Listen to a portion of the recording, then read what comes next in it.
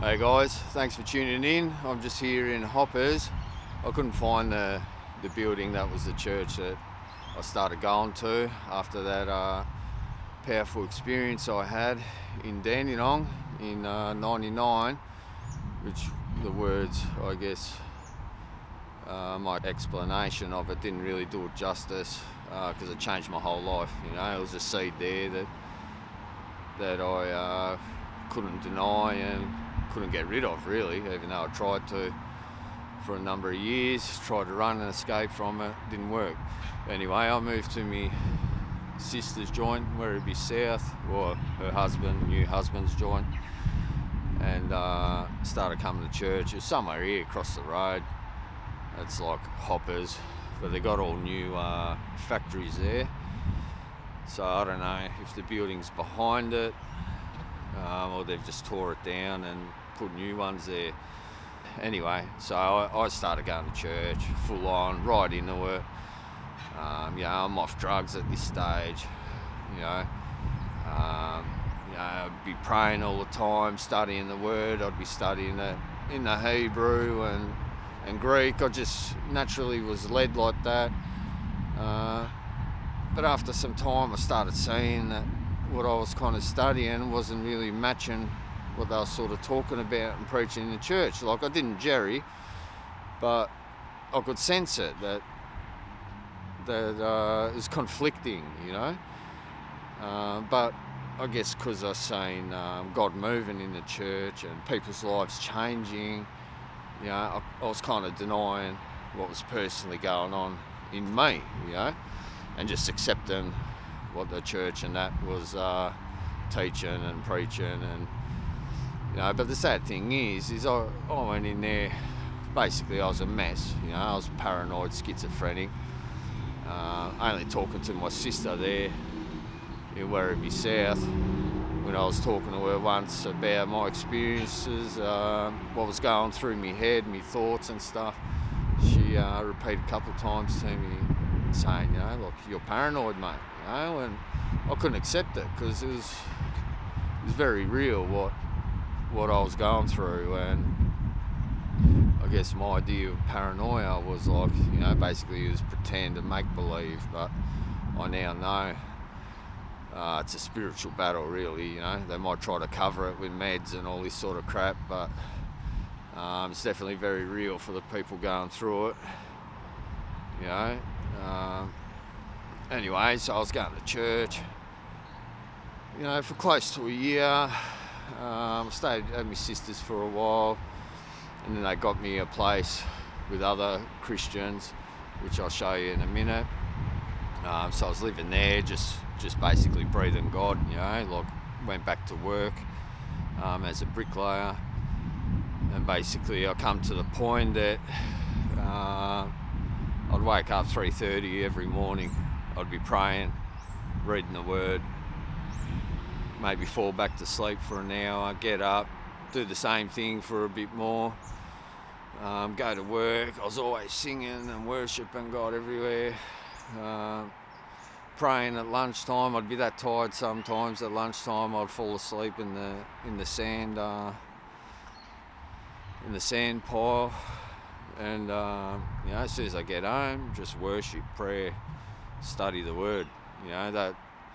That's all I was doing, going to church, doing everything they were doing. If they were doing like prayer sessions, worship, whatever, I was right into it, And everywhere I went, I'd talk to people about it, about my experience, praying for people. And, like, for example, I'd be on the train and just stand up on the train, packed train, and just tell them all about it, like full on, and I can see that God was working through it. But the sad thing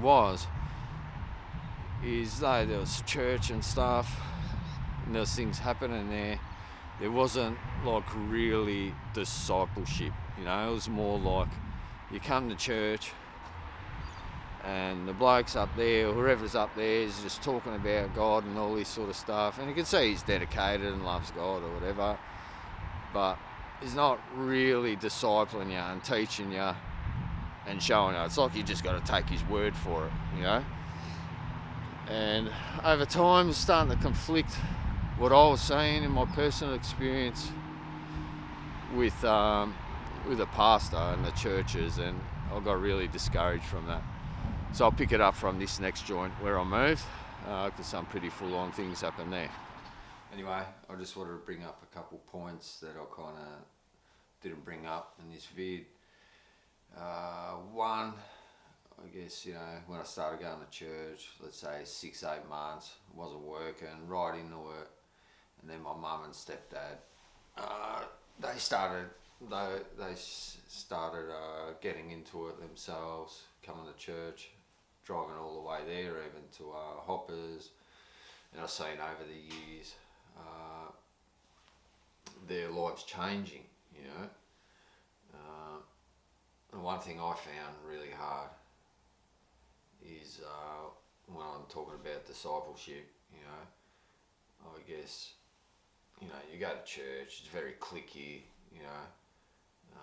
you sort of got to, well, I found anyway, my experience is you got to sort of fall in line with them.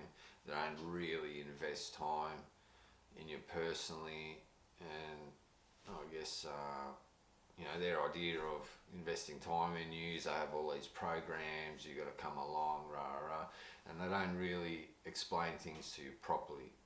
They just say this, and that, and basically you just got to take their word for it. When,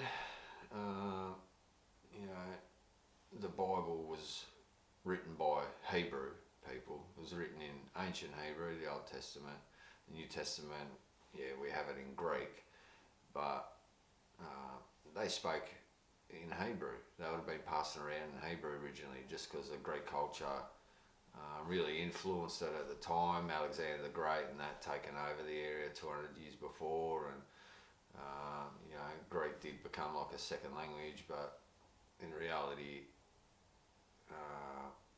Christ was talking to everyone in Hebrew and speaking to them through the Hebraic culture. So when we read the Bible, which now has been transliterated in 4 languages basically, from Hebrew to Greek to Latin to English, and then we read it with our Western mindset, we think we know what it means, and we're way off. I guess that's kind of what I struggled with, is because I was looking into it in the Hebrew, I'm saying something different, and then just even when you read it in English, you see these disciples of Christ, and they changed the world.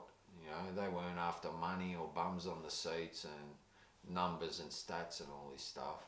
They were after purity in self, denial of self, and the knowledge of God.